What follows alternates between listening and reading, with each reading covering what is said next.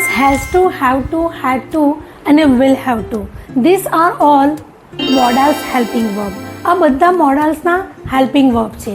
And while speaking how to use in the sentences તેના વિશે જાણીશું. તો ફર્સ્ટ ઓફ ઓલ આપણે એનો મિનિંગ જાણીએ કે જ્યારે કોઈ ઈચ્છા વગર કંઈ કામ કરવાનું હોય કે પછી કોઈ કામ મજબૂરીમાં કરવું પડતું હોય ત્યારે પ્રેઝન્ટમાં હેઝ ટુ, હેવ ટુનો યુઝ કરવામાં આવે છે, પાસ્ટમાં હેડ ટુનો યુઝ કરવામાં આવે છે અને ફ્યુચરમાં વિલ હેવ ટુનો યુઝ કરવામાં આવે છે.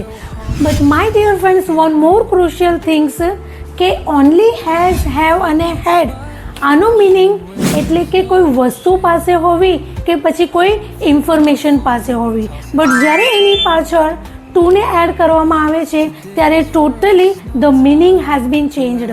એનો મિનિંગ ટોટલી ચેન્જ થઈ જાય છે. તો લેટ્સ ટેક અ એક્ઝામ્પલ કે મારે ગામડે જવું પડે છે તો I have to go village. તેને રસોઈ બનાવવી પડે છે, she has to cook food. મારે એને ના પાડવી પડી, આઈ હેડ ટુ રિફ્યુઝ હિમ.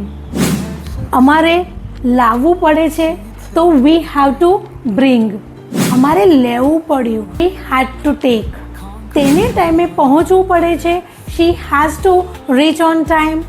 તેને ઓફિસ ગોતવી પડશે, he will have to find the office.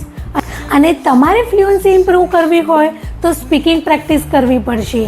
You will have two speaking practice to improve fluency. હવે તમે બનાવો કે મારે પ્રેક્ટિસ કરવી પડશે. So if you find this such kind of shorts, then follow me and keep motivate yourself for practice regularly.